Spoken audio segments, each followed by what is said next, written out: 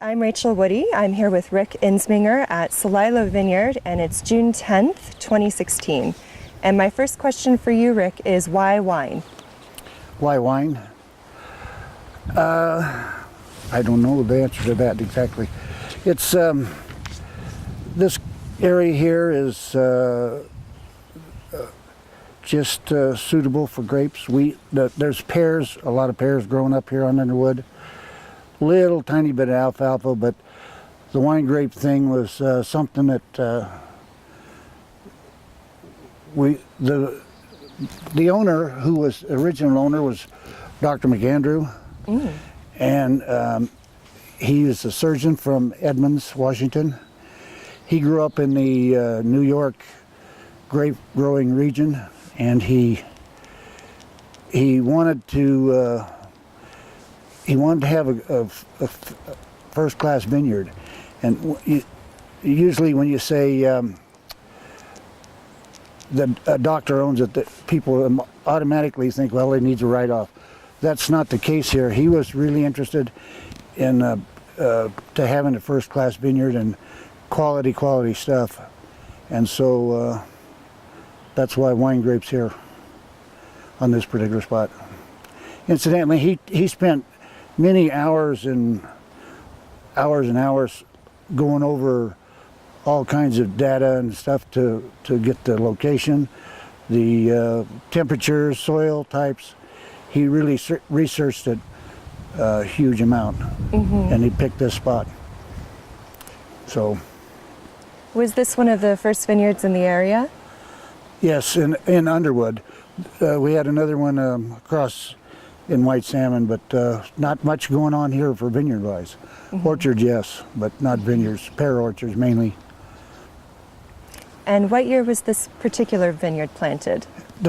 These grapes went in 1973. He purchased the place, I believe, in about 1971. This is just shy of an 80-acre piece. And it was mainly above this next block of grapes up here, timber and brush. I mean, we cleared it and logged it, and took a long time to get it cleaned up and ready for more grapes, but we did it. How did you meet Dr. McAndrew? Well, I was helping the neighbor who has an orchard next door to us, and he was helping the doc get started here. And so I'd come over and help also. And I got originally hired as the orchard manager, because the doc, when I say doc, I'm not being disrespectful to his position, but when we first started working together, I introduced him as Dr. McAndrew, and finally he said, when I'm down here, I'm just plain Bill or Doc. So when I say Doc, I'm referring to Dr. McAndrew. Anyway, we'd help him get going here, and I had previous orchard experience, and he purchased an orchard that's a mile down the road, which I'll show you down there if you want later. And he wanted me to be the orchard guy, because the guy that was running the orchard at the time was like ready to retire. And so I agreed to start. We came to agreement on late December 1975.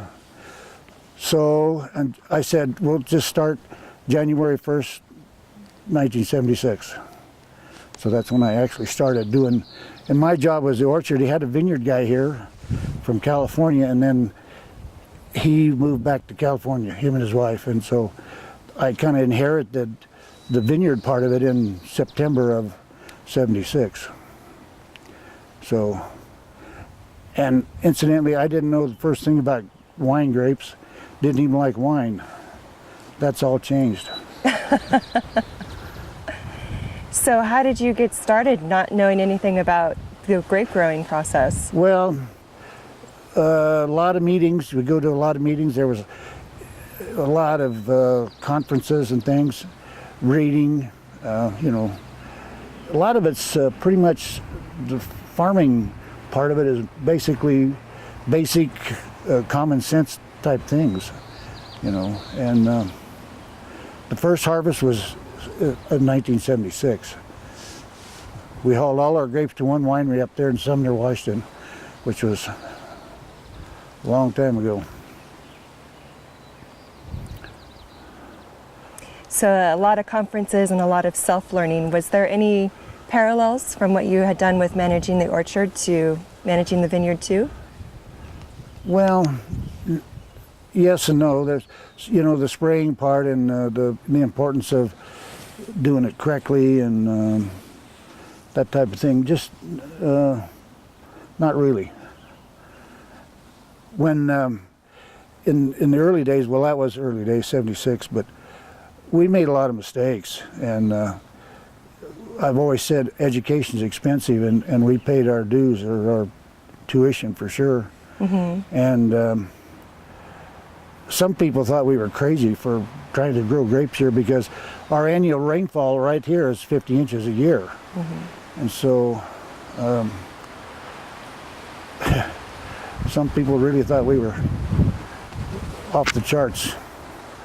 The other thing about it, as far as learning stuff, we had some very impressive people come and help us. Dr. Walter Clore, who's a famous guy he came down several times. Another guy that really helped us along was Dr. Wade Wolf, and he was with St. Michel at the time, and he was their field man or grower representative, and he came and helped us, give us ideas. One thing that Dr. Clore said, don't give up. I mean, find out what's going to work for you. Mm-hmm. Not all this stuff's going to work for you, but whatever you're going to find out, and don't be afraid to try. But just hang in there and don't give up. Mm-hmm. And at the time, in the late 70s, early 80s, the grape prices were down a lot, way down. And stuff, we had 10 acres of Riesling. They didn't make it here. But it wasn't the grapes' fault, it was our fault.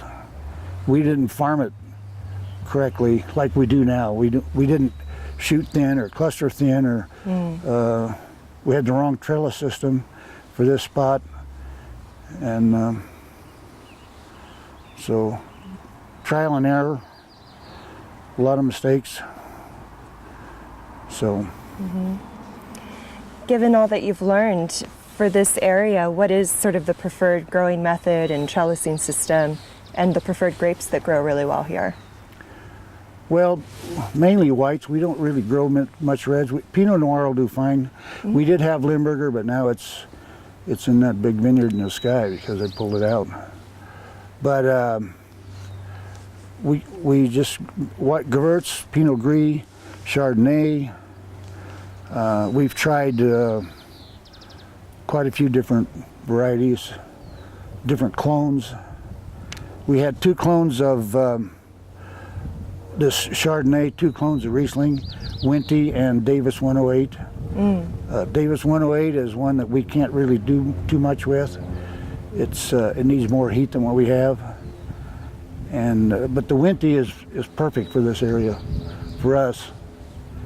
And originally we had a T-trellis system that was kind of the California style, but the vigor here is incredible. You know, in August, that stuff will be up over the top of that top wire. Wow. And the soil's very deep. It's volcanic ash. And somebody said, one old timer said, yeah, the soil's 80 feet deep. So I'm taking his word because I'm not digging a hole 80 feet to see if he's right. Mm-hmm. So. What kind of soil is it in this area? Well, it's volcanic ash. Mm-hmm.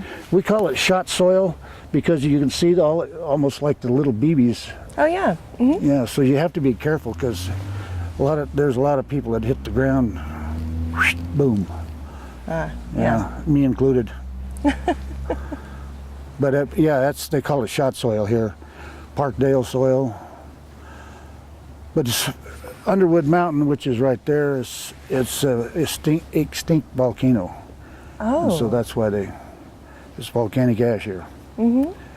But we don't have any rocks in here. Any rock that you see here has been imported. Okay. And down the hill, down where the other vineyard is, at the, it's about 1.5 miles from here, they've got rocks in there as big as your car. Oh, wow. They put that vineyard in down there and had a tremendous amount of rocks to remove. I mean, Wow. hundreds of yards of rocks, big rocks. But here that we just haven't found any. And the vines right next to us, what type of vines are those? These are Winty Chardonnay, some of the original planted in 1993. They've gone through some changes like trellis change.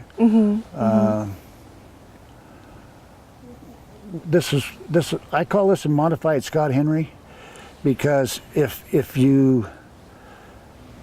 it's not exactly how Scott Henry did it, then I can say it's modified, and then they don't know I made a mistake. Intentional, yes, I Yes. like that. But this works for us, and that's another guy that helped us. We went down and spent, Doc and I have spent hours with Scott Henry himself, and he has a lot of the same problems we do, the excessive vigor in the soil and the wind. He's right on the river down there, and the wind's a big deal for him, and it's a big deal for us. And so we were convinced that his system would work here, and we think it has worked well. Excellent. And so we started converting this other trellis system we had, and so it took us a while, but we got it done. We couldn't do it all at once, so that's what we did. And any stuff at the lower place, which I'll show you, it all was Scott Henry from the get-go. Speaking of the wind, what are some of the challenges and strengths of growing in this area? Well, the challenge is to keep your canes and stuff in an upright position. And sometimes it'll blow so hard when it'll break a cane off, snap it off on the wire. Oh, wow. And so that's one thing. What was the rest of the question there? Challenges or strengths? Well, I think strength is the fact that the soil's so deep and so rich, and unfortunately, then that means we have to deal with the vigor.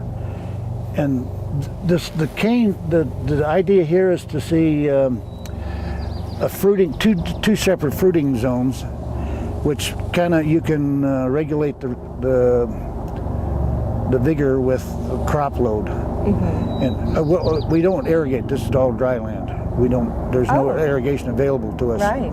So you they're in the gorge, those helicopters. You can't. Oh, is that what that They're is? below us. Below us. Oh. Yeah, they sounded really close. My house is up at the top of the hill, and sometimes we can look down on airplanes. Wow. They fly right down the gorge. That's really cool. So I'm sorry, you were explaining the strengths and the vigor, how to deal with the vigor.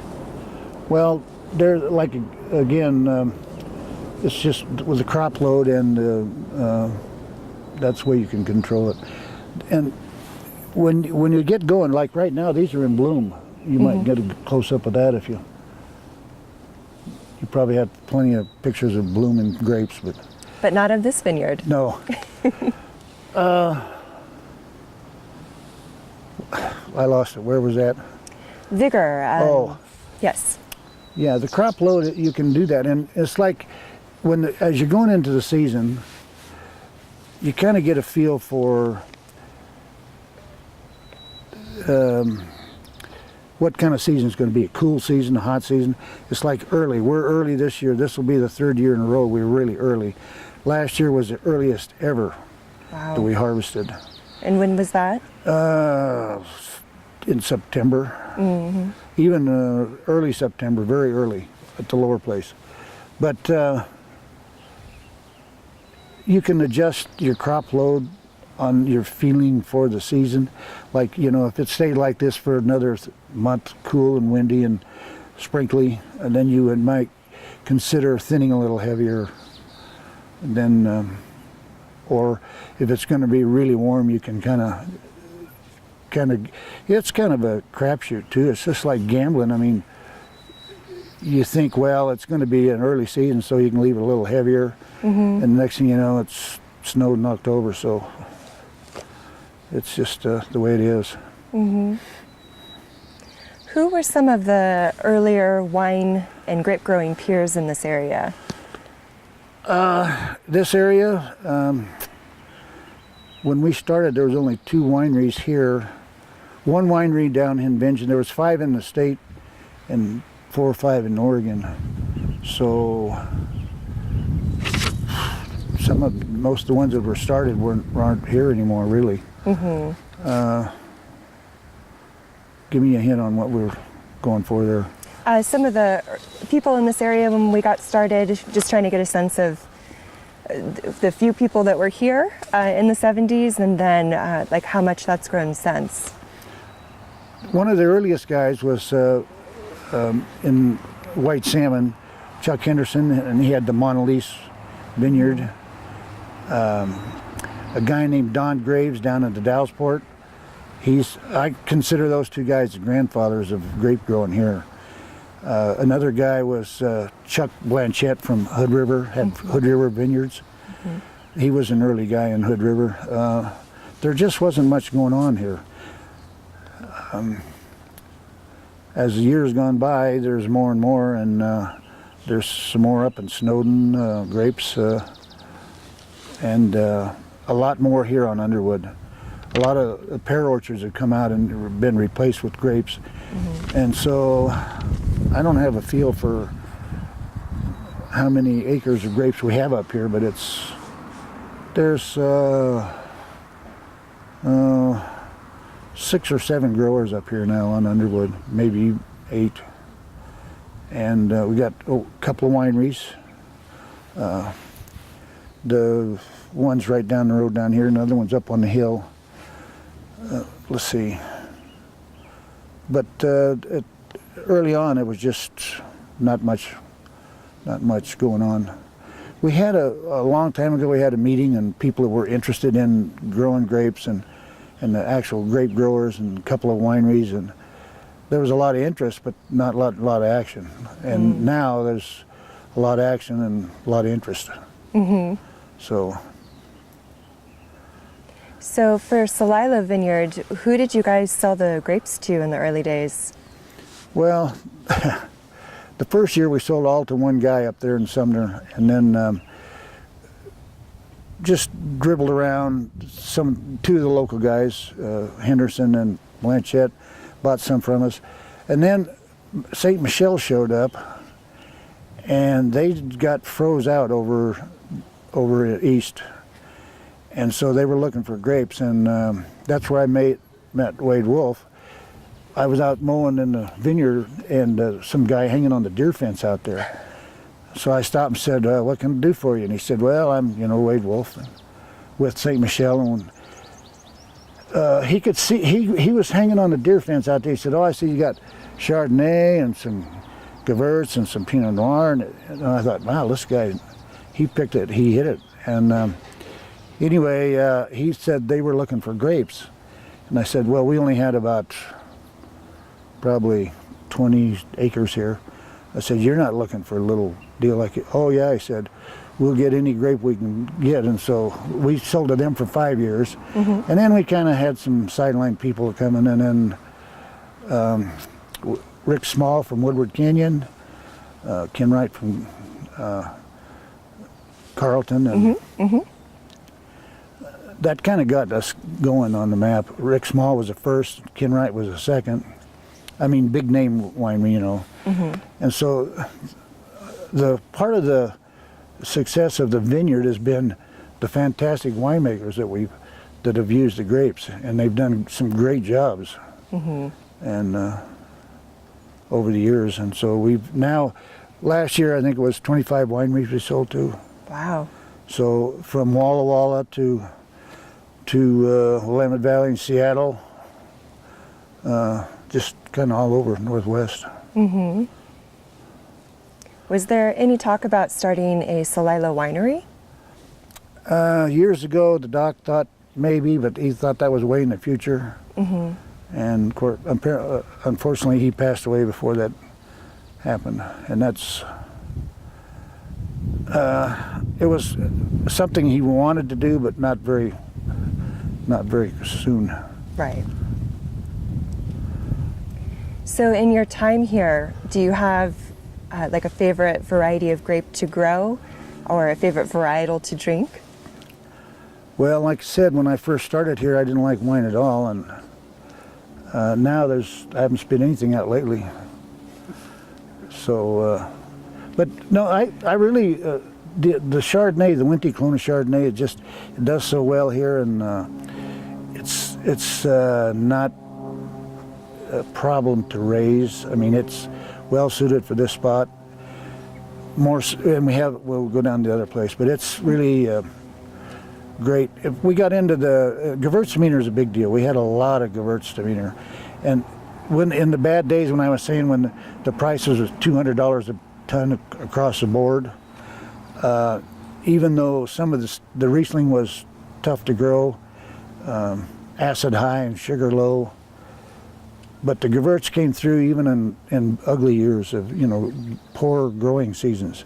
The Gewürz so we stayed with it. And we've been selling over 50 tons for quite a while. Mm-hmm.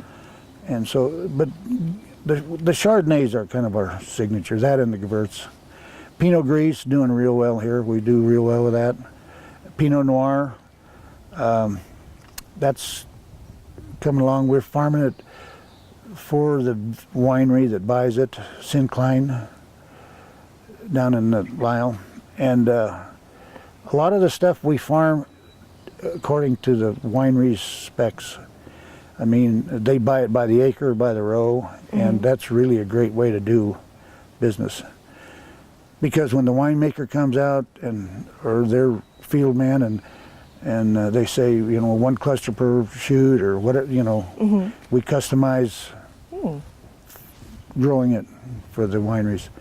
And then it takes some of the burden off the grower, because the winemaker is the guy that's going to say, he's the guy that's going to pull the trigger and say, let's get it. Mm-hmm. And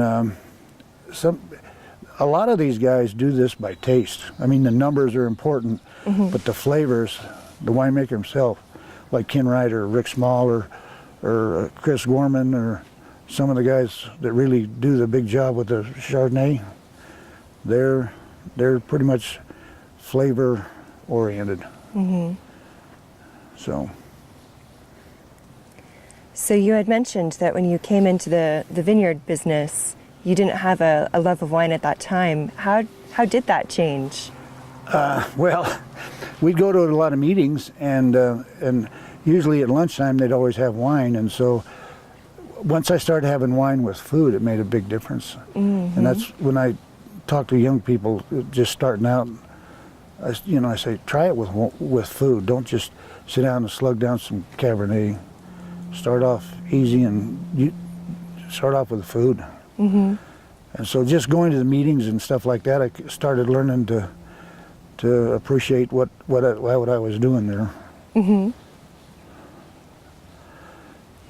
So in your tenure here, which is an incredible tenure, how have you seen Celilo Vineyards change, and how have you seen this area change? Well, Celilo's changed in fact that we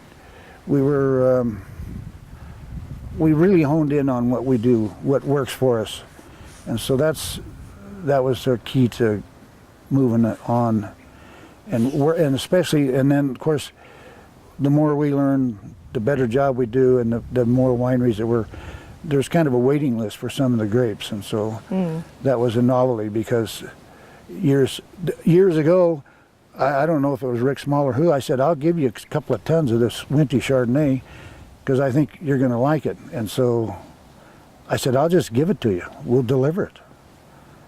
And to get them to where they would, so that was start. But the changes, just our techniques, our how we're handling the vineyard.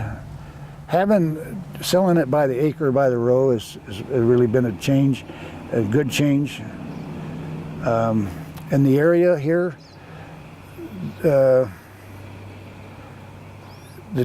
the change has been that there's been a lot of newbies get in here and buy 10, 12 acres or whatever and put grapes in, and some of them are going to go through the same growing pains that we went through. They're putting in some varieties that may or may not make it here, and so the changes there is the fact that we have a lot of new people coming in on Underwood Mountain, basically. And so, I don't know. So Doc was the one that got Celilo started. Who came in after Doc? Nobody. Nobody? Well, I mean, as far as other vineyards? When he passed away, how did it transition? And then I know it recently transitioned again. Right. When the doc passed away, it was on January 20th, 2000. And he had his wife, and they had 5 kids.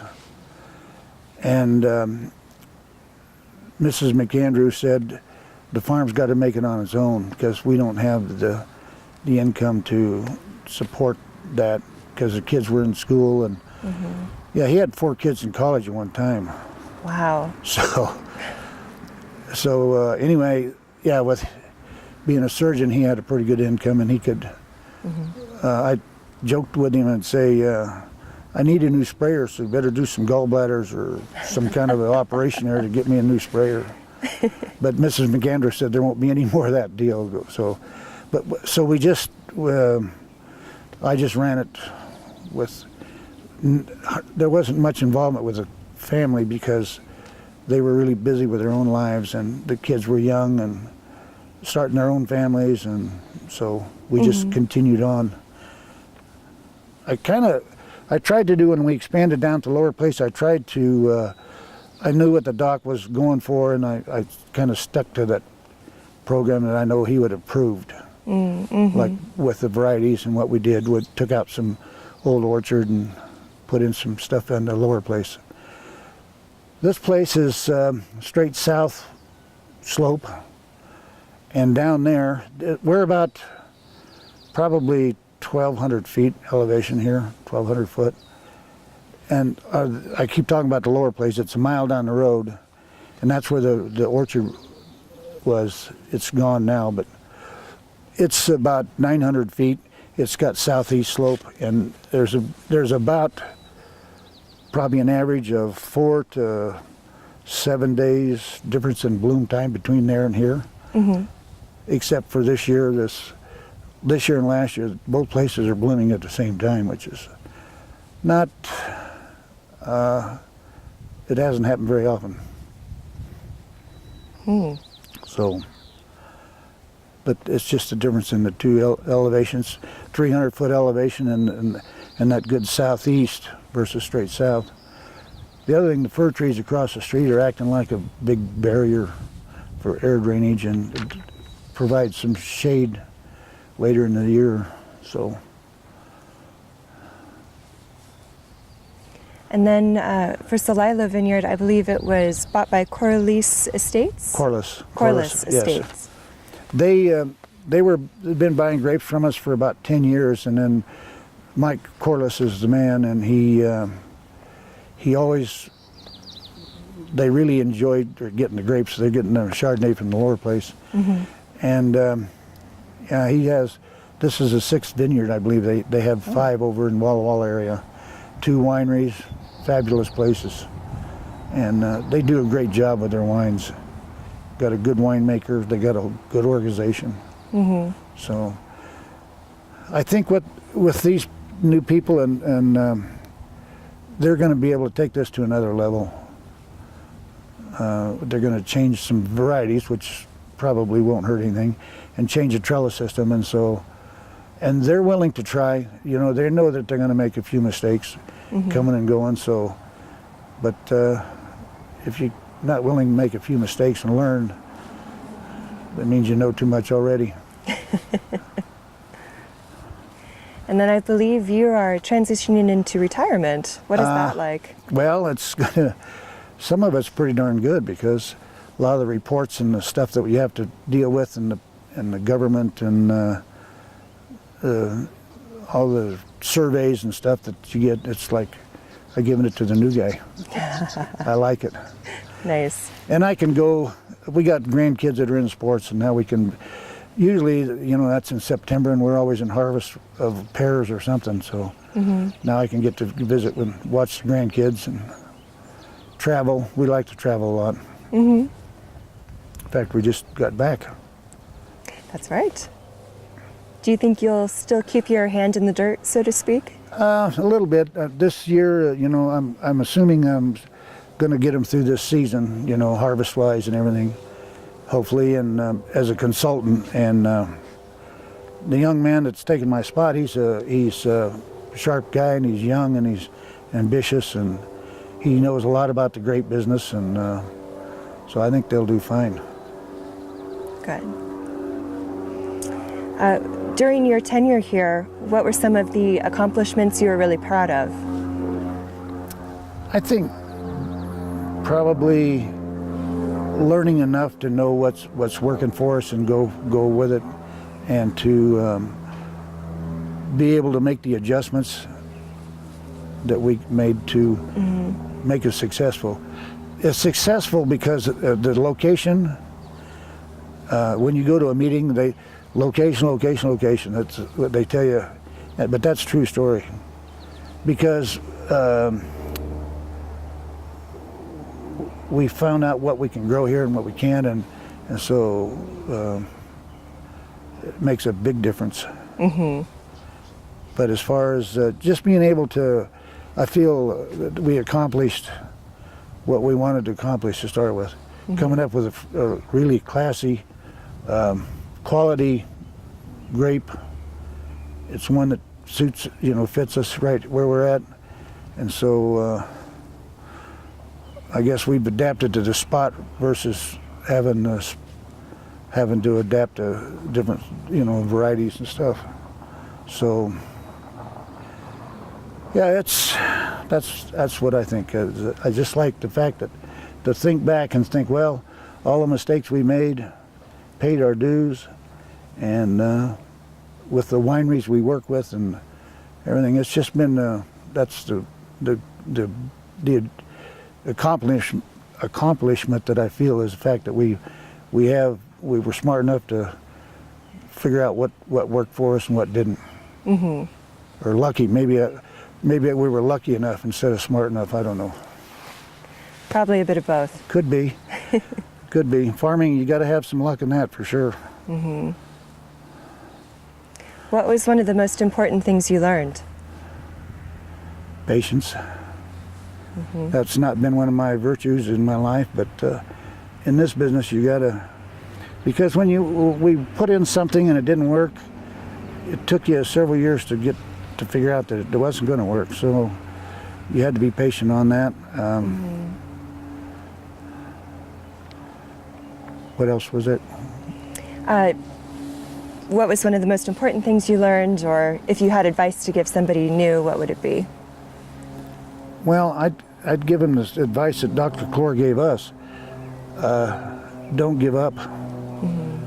Keep plugging away until you figure it out. He was, we went by what he told us, and it's a good thing we did. Otherwise, this could have been a Christmas tree farm. So, which reminds me, we've had a lot of people come, and, you know, experts, and a lot of people advice, and a lot of good people. And one person from California came up and said she was a professor at some place down there, and she looked at the place, and we talked about the rainfall and this and that, and she said, my advice would be to make this into a Christmas tree farm. It's like, at the time it sounded kind of good. What makes the Columbia Gorge such an ideal spot for grape growing? Well, climate's one thing, but the climate limits us to what we can grow, of course.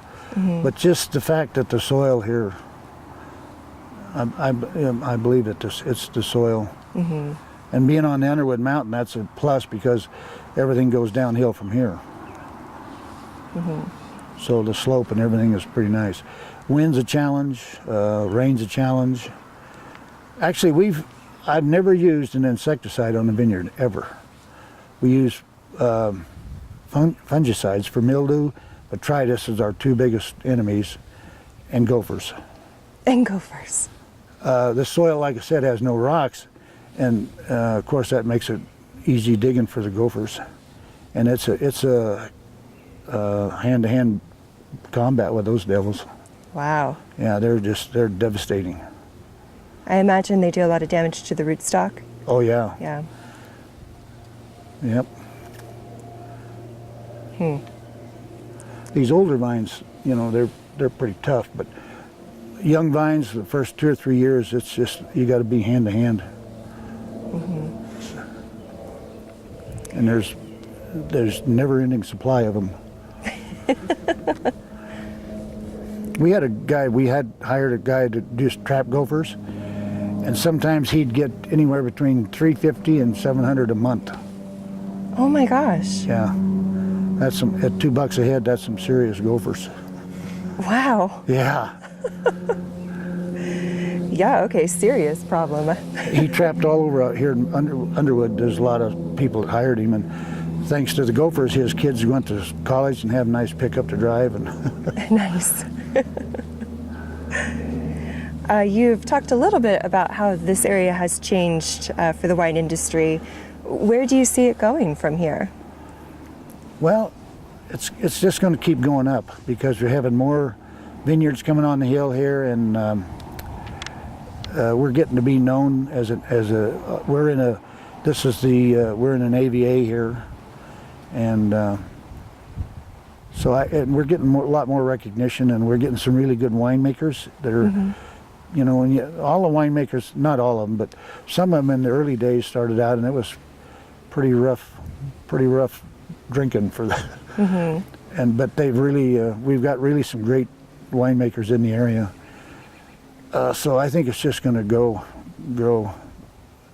There's more interest in the area, and then you have more grapes, and you get more wineries, and it's just going to go up.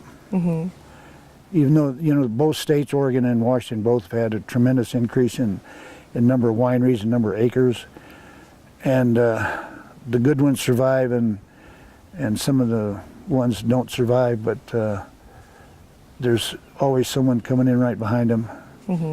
And there's a lot of good wine people, a lot of good knowledge, and the other thing I think is that people like to share. Growers share. I think winemakers share information. That's pretty good. Pretty good deal.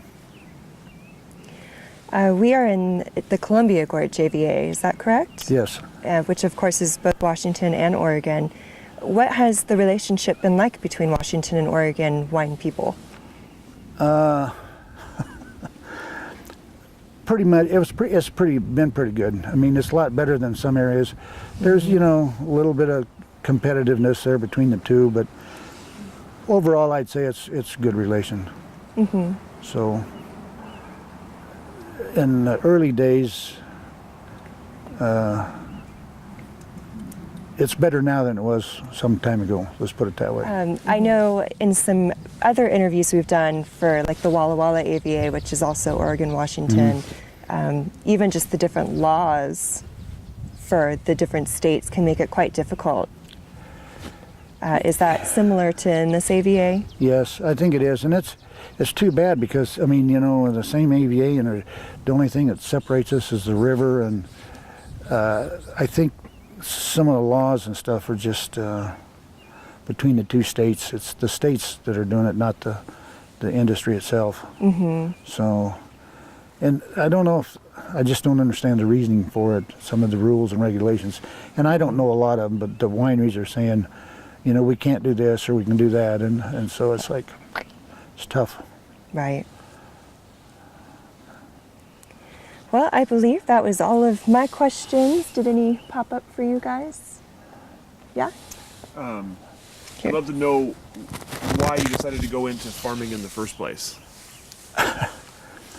Well, believe it or not, I was driving a log truck before I got this deal. But I had some previous experience in the orchards up at this Mount Adams orchard up here above White Salmon. And so that's why I'd worked for them for 2 years. And that's why the doc, he knew that I had that experience. So when he bought that orchard down below, he thought that I would work out. And the logging at the time when I started here, I think the spotted owl kind of was creating some problems for the logging companies, and so our time on the truck was less and less, and so I figured I'd better do something else. Mm-hmm. It's pretty incredible. You've been involved in the #1 and now #2 industry for Oregon. I imagine it's similar in Washington, the lumber and the wine industries. Right. Down in Bingen, I don't know, you know where Bingen is. Mm-hmm. They have a huge sawmill there, plywood plant, stud mill, and it's a big deal. They're one of the biggest employers in the community. I mean, in the area. So, but then it's like you're outdoors, and we got pretty good view here normally. I suppose the mountain's hidden this morning.